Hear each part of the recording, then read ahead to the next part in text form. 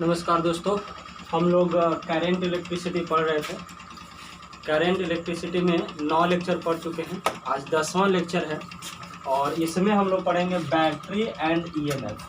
ठीक है ना, बैटरी क्या होता है और इस चैप्टर में बहुत ज़्यादा एक चीज़ यूज होगा जिसका नाम है ईएमएफ।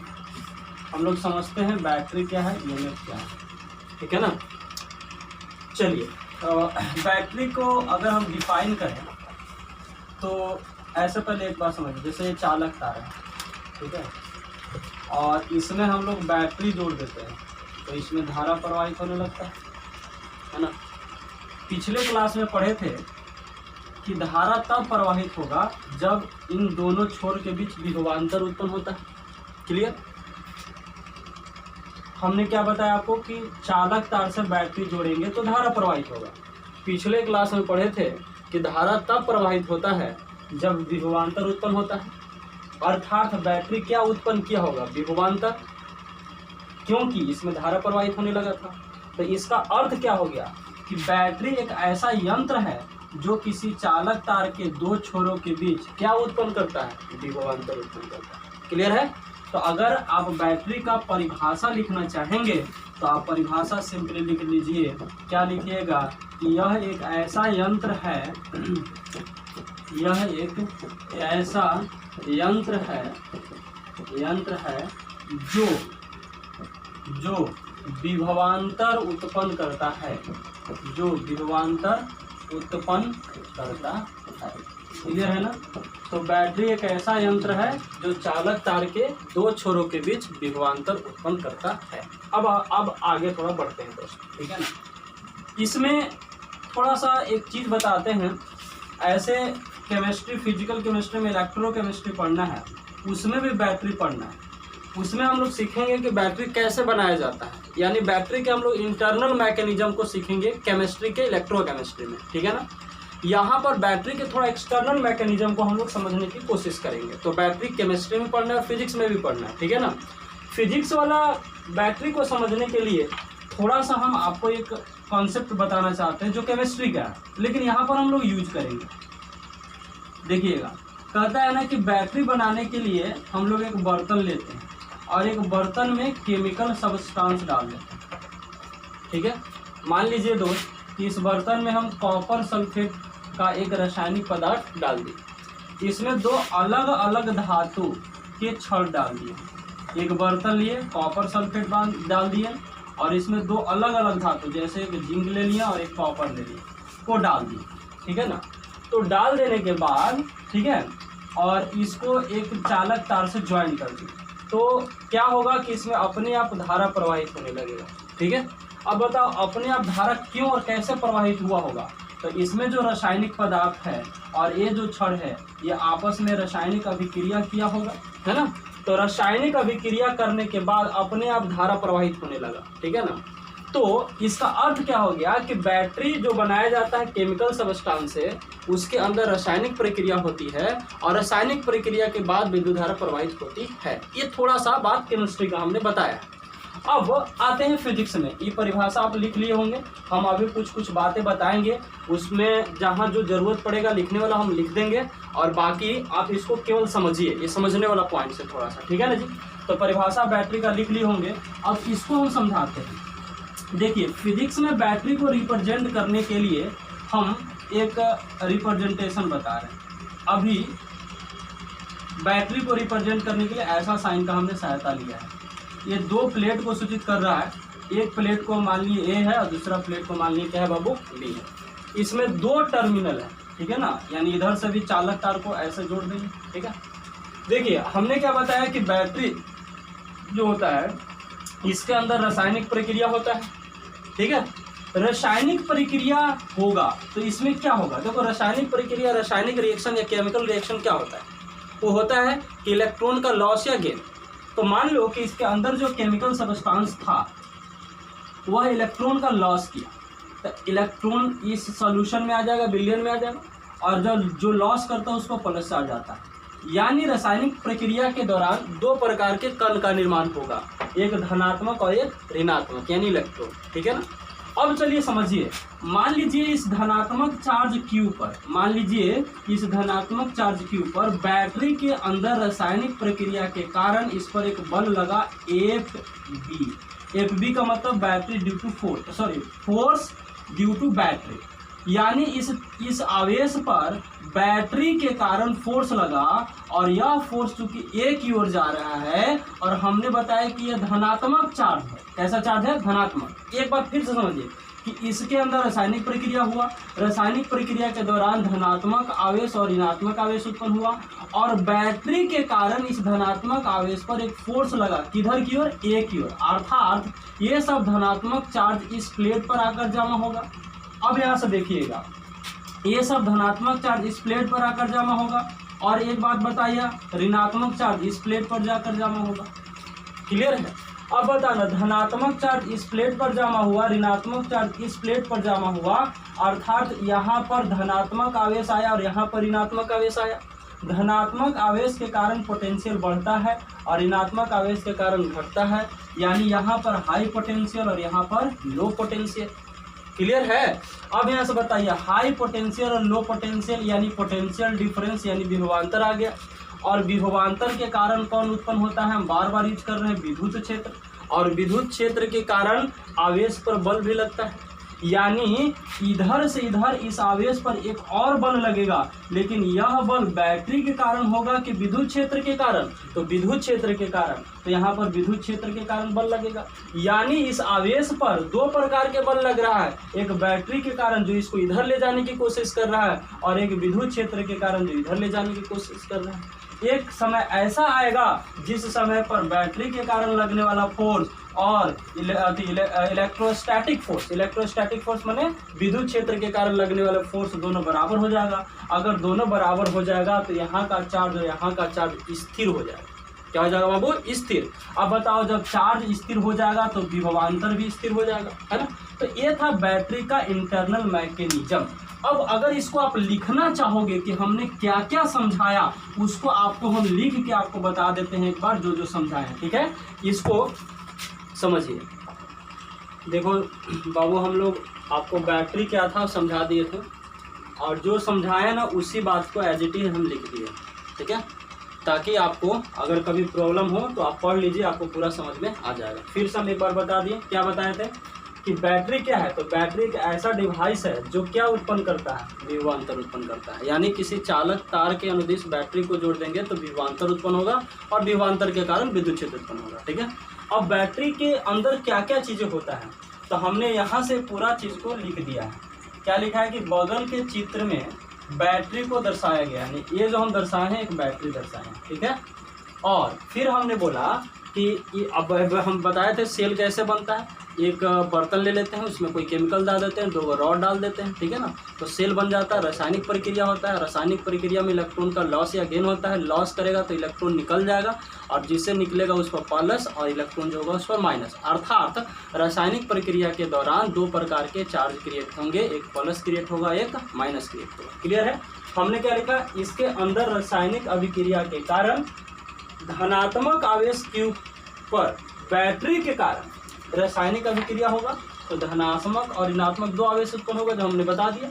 लिखा है कि यह धनात्मक आवेश और इस धनात्मक आवेश पर बैटरी के कारण FB बल लगेगा। ये लिखे हम, धनात्मक आवेश Q पर बैटरी के कारण FB बल लगेगा। और किधर लग रहा है बाबू? A की ओर, यानी यह इधर आके जमा होने लगेगा।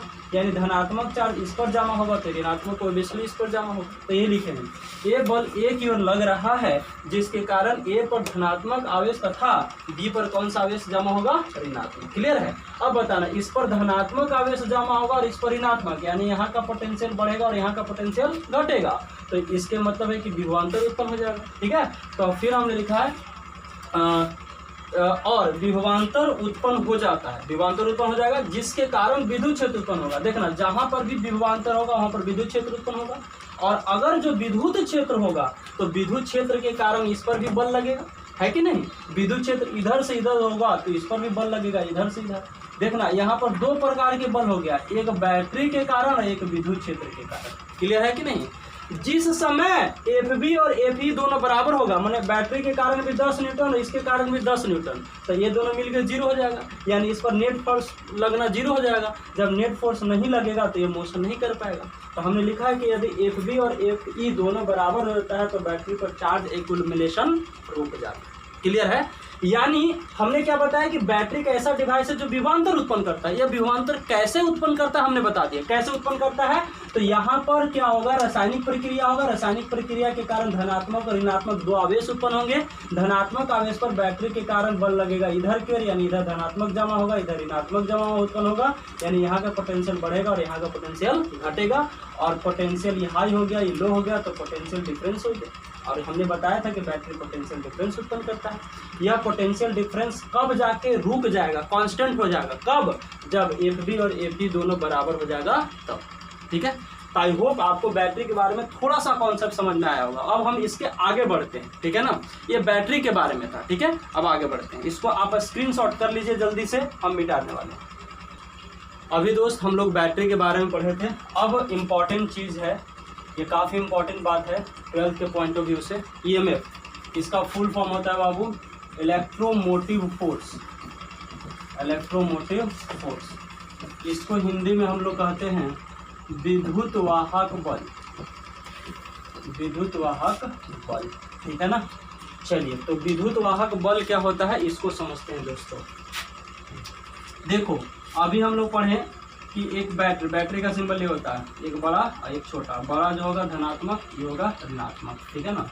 बैटरी को अगर हम एक चालक तार से जोड़ देंगे, ठीक है, तो बैटरी का ये धनात्मक टर्मिनल है, यह ऋणात्मक टर्मिनल है, यानी यहाँ से जुड़ा हुआ पोटेंशियल हाई होगा और ये वाला पोटेंशियल लो होगा, और इसके कारण धारा उत्पन्न होगा। यानी इस चालक तार में धारा इधर से इधर जा रहा है, हाई से लो की ओर। क्लियर है? अब हम लोग पढ़े थे क्या कि इलेक्ट्रॉन जो होता है, इलेक्ट्रॉन का जो प्रवाह होता है वो धारा के विपरीत दिशा में होता है। इलेक्ट्रॉन का प्रवाह कहाँ होता है बाबू? धारा के विपरीत दिशा में। क्लियर है? यानी इस सर्किट में धारा अगर ऐसे जा रहा है, ऐसे, ठीक है, धारा ऐसे जा रहा है, तो इलेक्ट्रॉन ऐसे जा रहा होगा विपरीत दिशा में। अच्छा, एक बात और बताओ, फिर हमने बताया था कि इलेक्ट्रॉन के सदृश, इलेक्ट्रॉन ऋण आवेशित है, इसके सदृश ही धन आवेशित कण होंगे, है कि नहीं। तो अगर हम पूछे कि इलेक्ट्रॉन का बहाव इधर की ओर है, तो प्रोटॉन यानी धनात्मक आवेश का प्रवाह इधर की ओर होगा। क्लियर है? तो अगर इस बैटरी में धारा प्रवाहित हो रहा है, तो यहाँ से धनात्मक आवेश ऐसे गया होगा, ऐसे गया होगा, ऐसे गया होगा, ऐसे गया होगा, यहाँ आ गया होगा। क्लियर है? अब बताना इसका अर्थ क्या हो गया कि इस बैटरी से धनात्मक आवेश धनात्मक टर्मिनल से निकल रहा है और ऋणात्मक टर्मिनल से इन कर रहा है। थोड़ा सा ध्यान रखिए, ये बैटरी से धनात्मक आवेश धनात्मक टर्मिनल से निकल रहा है और कहाँ पर आके इन कर रहा है? ऋणात्मक टर्मिनल की ओर। कब? ये सर्किट के बाहर। अब सर्किट के अंदर क्या होगा? सर्किट के अंदर यह होगा कि यह धनात्मक आवेश लो पोटेंशियल से हाई पोटेंशियल की ओर जा रहा है। लो पोटेंशियल से हाई पोटेंशियल की ओर जा रहा है। हम लोग क्या पढ़े कि किसी भी इलेक्ट्रॉन किसी भी चीज का फ्लो हाई से लो की ओर होता है, लेकिन यहाँ पर जो आवेश क्यू है बैटरी के अंदर लो से कहाँ की ओर जा रहा है? हाई की ओर। बैटरी के अंदर लो से हाई की ओर जा रहा है। अब बताओ, किसी चीज को लो से हाई की ओर ले जाना है तो अपने से तो जाएगा नहीं, इस पर एक्स्ट्रा वर्क करने पड़ेगा, एक्स्ट्रा कार्य करने पड़ेगा। क्लियर है? तो अब समझिएगा, बैटरी के अंदर चार्ज Q को धनात्मक टर्मिनल से यानी लो वोल्टेज से हाई वोल्टेज की ओर ले जाने के लिए आपको एक एक्स्ट्रा वर्क करने पड़ेगा। ठीक है? तो मान लो बाबू कि बैटरी के ऋणात्मक टर्मिनल से धनात्मक टर्मिनल की ओर इस आवेश Q को ले जाने में किया गया कार्य W है। क्लियर है? अब बताना, आवेश Q को ऋणात्मक टर्मिनल यानी लो वोल्टेज से हाई वोल्टेज की ओर ले जाने के लिए आप एक्स्ट्रा वर्क किए हैं, बाहर से वर्क किए हैं। या समझिए कि बैटरी वर्क कर रहा है, W कार्य हुआ, तो Q आवेश को ले जाने में W कार्य हुआ, तो 1 आवेश के ले जाने में कितना होगा? तो W/Q होगा। क्लियर है? तो इसको अगर आपको बढ़िया से समझना है तो इसको ऐसे समझेंगे कि एक बैटरी के अंदर, ध्यान रखना, एक बैटरी के अंदर लो वोल्टेज से हाई वोल्टेज की ओर Q आवेश को ले जाने में अगर किया गया कार्य W है, तो Q आवेश को लो से हाई की ओर ले जाने में किया गया कार्य W है, तो 1 आवेश को कितना होगा W बटा Q। इसको पढ़ेंगे कैसे, तो पढ़ेंगे कि प्रति एकांक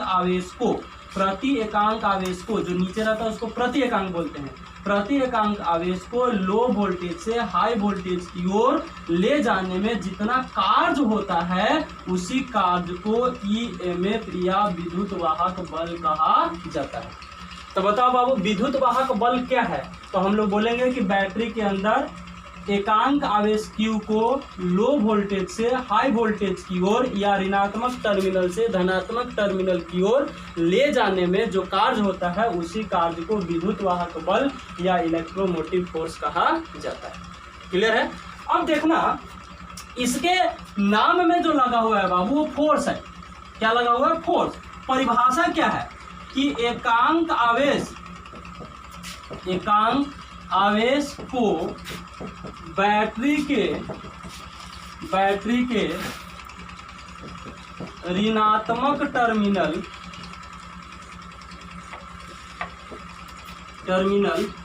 यानी लो वोल्टेज से ऋणात्मक टर्मिनल से धनात्मक टर्मिनल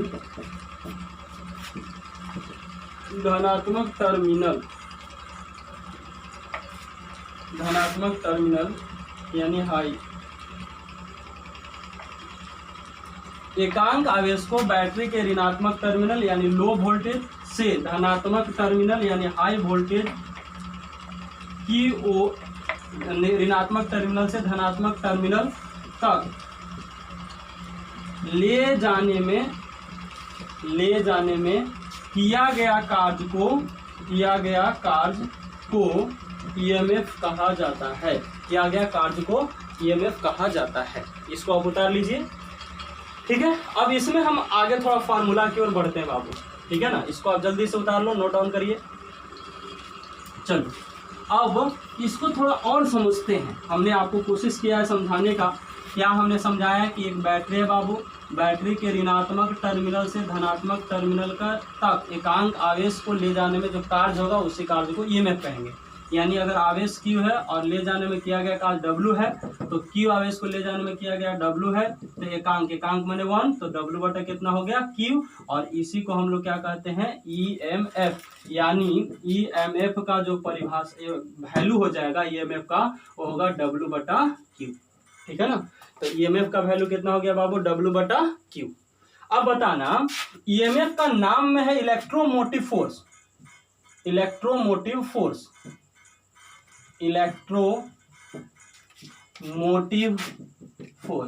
अब बताओ, इसका नाम में लगा हुआ फोर्स बल, लेकिन ये बल है? बल नहीं है। ये क्या है?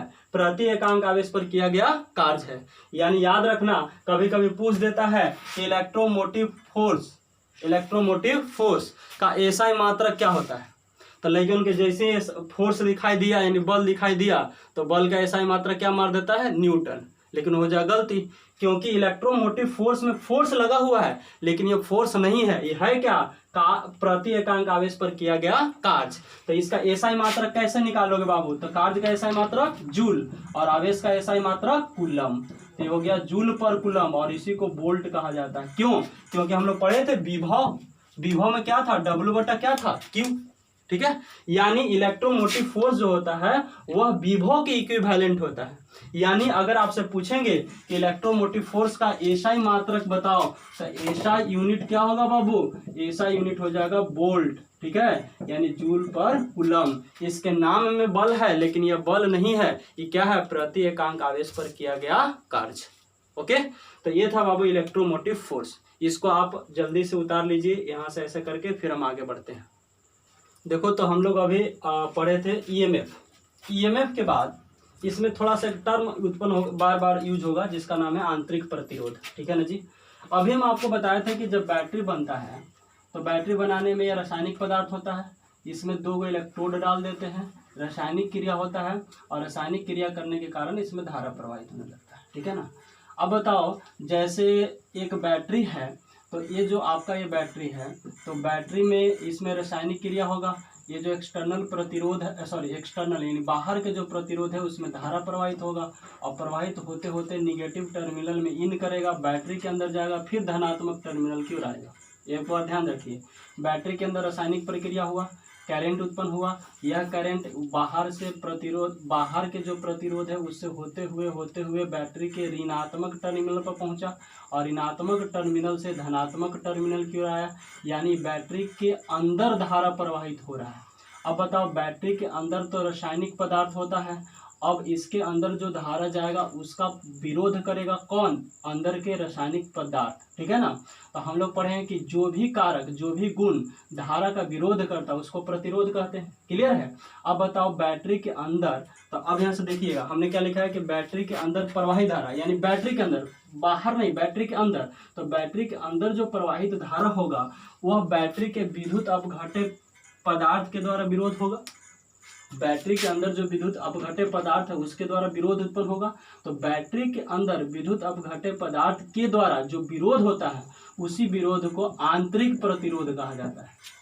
कौन सा प्रतिरोध? आंतरिक। अब बताना, बाहरी प्रतिरोध और आंतरिक प्रतिरोध में अंतर है। बाहरी प्रतिरोध का मतलब परिपथ के पदार्थ के द्वारा प्रतिरोध, आंतरिक प्रतिरोध का मतलब परिपथ के बैटरी के अंदर का प्रतिरोध है, ठीक है ना। तो जो बैटरी के अंदर का प्रतिरोध होगा उसी को आंतरिक प्रतिरोध कहते हैं। जो बाहर के प्रतिरोध है उसको बड़ा आर से, और बैटरी के अंदर का जो प्रतिरोध है उसको छोटा आर से सूचित किया जाता है। तो ये लिखे हैं कि बैटरी के अंदर प्रवाहित होने वाले धारा को बैटरी के विद्युत अपघट्य पदार्थ के द्वारा जो विरोध होता है उसी विरोध को आंतरिक प्रतिरोध कहा जाता है, और इसको स्मॉल आर से सूचित करते हैं। क्लियर है ना। तो ये था आंतरिक प्रतिरोध। क्लियर है दोस्त। अब थोड़ा और आगे बढ़ते हैं। बैटरी क्या है, ईएमएफ क्या है, बैटरी का आंतरिक प्रतिरोध क्या है, हमने आपको इतना बता दिया है। क्लियर है ना। अब चलो इसके आगे बढ़ते हैं। थोड़ा सा एक बात बताना, हमने कहा कि ये जो है बैटरी का सिंबॉलिक रिप्रेजेंटेशन है, इससे हम एक चालक तार को जोड़ दिए, इसका प्रतिरोध आर है। हमने बोला कि बैटरी का ईएमएफ को ई से सूचित करेंगे, ईएमएफ को ई से, ठीक है ना। ये बैटरी का ईएमएफ है। अब बात बताना थोड़ा सा कि ये बैटरी है, बैटरी का ईएमएफ है, बैटरी के अंदर रासायनिक पदार्थ के द्वारा, बैटरी के अंदर रासायनिक पदार्थ के द्वारा बैटरी के अंदर प्रवाहित होने वाला धारा का विरोध होगा, और उस विरोध के कारक को आंतरिक प्रतिरोध यानी स्मॉल आर कहते हैं। यानी दो प्रकार के प्रतिरोध आपको मिलेगा सर्किट बनाने में, एक बड़ा आर यानी बाहरी प्रतिरोध, छोटा आर यानी आंतरिक प्रतिरोध यानी बैटरी के अंदर का। क्लियर है ना। अब हमको एक बात बताना, अगर एक बैटरी है और इसके अंदर धारा प्रवाहित हो रहा है तो काफी विरोध हो रहा है, और एक बैटरी है जिसके अंदर धारा प्रवाहित हो रहा है तो विरोध कम हो रहा है।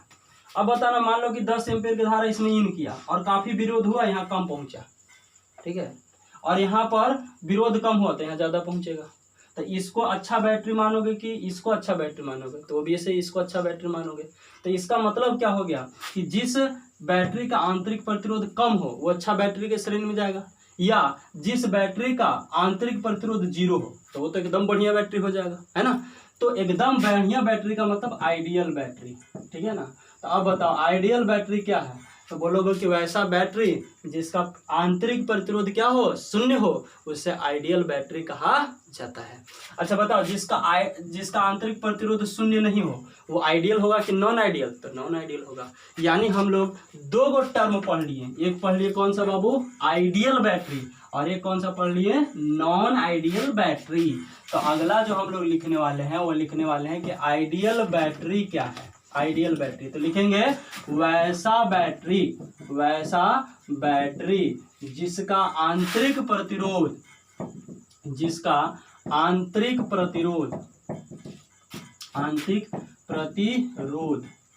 यानी आर 0 हो उसे आइडियल बैटरी कहा जाता है, उसे आइडियल बैटरी कहा जाता है, ठीक है ना। तो बताओ आइडियल बैटरी क्या है, जिसका आंतरिक प्रतिरोध क्या होगा, 0। तो आइडियल बैटरी को रिप्रेजेंट करने के लिए ऐसा साइन का प्रयोग करते हैं, ठीक है। इसमें ये है धनात्मक टर्मिनल, ये है ऋणात्मक टर्मिनल, ये आइडियल हो गया। अब बताओ नॉन आइडियल बैटरी क्या होगा? तो वैसा बैटरी जिसका आंतरिक प्रतिरोध शून्य नहीं हो, तो उसको हम लोग नॉन आइडियल बैटरी कहते हैं। तो इसको आप जल्दी से उतार लो, है ना। अब हम आपको नॉन आइडियल बैटरी लिखने वाले हैं। तो मेरा तो कुछ नहीं है, नॉन आइडियल बैटरी तो ऐसा बैटरी जिसका आंतरिक प्रतिरोध शून्य नहीं हो उसे कौन सा बैटरी कहेंगे? नॉन आइडियल बैटरी, उसको नॉन आइडियल बैटरी कहा जाता है। और यहाँ पर जो हो जाएगा नॉन आइडियल बैटरी में R नॉट इक्वल टू 0, और इसका रिप्रेजेंटेशन थोड़ा समझिएगा। ये नॉन आइडियल बैटरी EMF है, ये R। तो नॉन आइडियल बैटरी में आंतरिक प्रतिरोध को इसके बगल में लिख देना पड़ता है, और आइडियल बैटरी है तो उसका आंतरिक प्रतिरोध तो शून्य होता है, क्लियर है ना। तो आंतरिक प्रतिरोध शून्य होता है तो उसमें आंतरिक बैटरी को नहीं दिखाते हैं। तो अब इस परिभाषा के बाद हम आपको कुछ और बताना चाहते हैं। आइडियल बैटरी में R 0 होगा और नॉन आइडियल बैटरी में R 0 नहीं होगा, क्लियर है ना। चलिए, तो आंतरिक प्रतिरोध के आधार पर बैटरी को हम लोग दो भागों में बांट दिए, आइडियल बैटरी और नॉन आइडियल बैटरी। तो रिप्रेजेंटेशन वाइज आइडियल बैटरी कैसा बैटरी होगा बताओ? जिसमें आंतरिक प्रतिरोध शो नहीं होगा, यहाँ पर केवल E होगा, क्लियर है। यहाँ पर R इज इक्वल टू 0 होगा। नॉन आइडियल बैटरी क्या होगा बाबू? तो नॉन आइडियल बैटरी में आंतरिक प्रतिरोध को आपको दर्शा देना है। कैसे दर्शाएंगे? ऐसे, ठीक है। इसके बगल में हम लिख देंगे प्रतिरोध, और ये प्रतिरोध छोटा आ रहा है, ये बड़ा है, तो ये नॉन आइडियल हो गया, ये आइडियल बैटरी हो गया, क्लियर है। तो बैटरी दो प्रकार के, आइडियल और नॉन आइडियल, जिसमें आंतरिक प्रतिरोध 0 हो आइडियल, आंतरिक प्रतिरोध 0 नहीं हो नॉन आइडियल, क्लियर है। अब हम आपको कुछ और सिखाने की कोशिश करेंगे, ठीक है ना। क्या सिखाने की कोशिश करने वाले हैं हम कि जब इसको मिटाते हैं, आपको समझिएगा। एक बैटरी है, ठीक है, और इस बैटरी को हम किसी परिपथ से नहीं जोड़े हैं, इस बैटरी को हम किसी परिपथ से नहीं जोड़े हैं।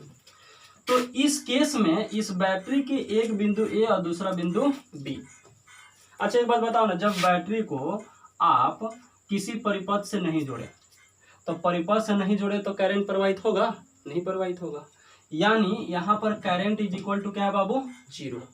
करंट क्या है? 0। तो अब इसमें देखिएगा, यहाँ के विभव को हमने मान लिए VA और यहाँ के विभव को मान लिए VB।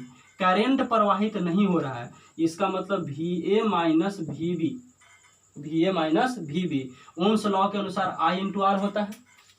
ओम्स लॉ के अनुसार क्या होता है? I into R। अब यहाँ से देखिएगा, तो VA minus VB is equal to I का मान क्या है? 0। R तो मान लेते हैं कि कुछ है, तो ये बताओ VA minus VB is equal to 0, यानी VA is equal to VB, है ना। यानी इस बैटरी को अगर हम किसी चीज से नहीं जोड़ेंगे तो उस समय इसका विभवांतर और इसका विभवांतर इक्वल होगा, ठीक है। यानी यहाँ का जो विभव होगा वही यहाँ का विभव होगा, और बैटरी का अगर EMF E है, बैटरी का EMF E है, तो यह यहाँ का विभव और E दोनों बराबर होने वाला है ना। तो इसका अर्थ क्या हो गया कि जब बैटरी को किसी बाहरी परिपथ से नहीं जोड़ते हैं तो उस केस में बैटरी का विद्युत वाहक बल यानी EMF और विभवांतर दोनों अलग अलग होता है कि बराबर होता है? बराबर होता है। तो अगर हम पॉइंट वाइज लिखना चाहें तो यदि बैटरी को बाहरी परिपथ से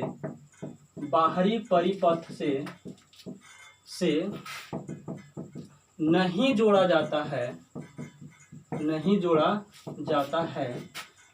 अगर ये सब टर्म नहीं समझ में आए किसी को तो कोई ज्यादा दिक्कत नहीं है, खाली इतना याद रखिए कि बाहरी परिपथ से नहीं जोड़ा जाता है तो विद्युत वाहक बल यानी EMF और विभवांतर दोनों अलग अलग होता है कि बराबर होता है? बराबर होता है, ठीक है। कब? जब बैटरी को बाहरी परिपथ से नहीं जोड़ा जाए तब, ठीक है। अब हम इसी में और आगे बढ़ेंगे, अभी बहुत सारे पॉइंट्स है, इसे खत्म अभी नहीं हुआ, उसको हम लोग अगले लेक्चर में करेंगे। काफी बड़ा वीडियो हो जाएगा, इसलिए इसको अगले लेक्चर में करते हैं।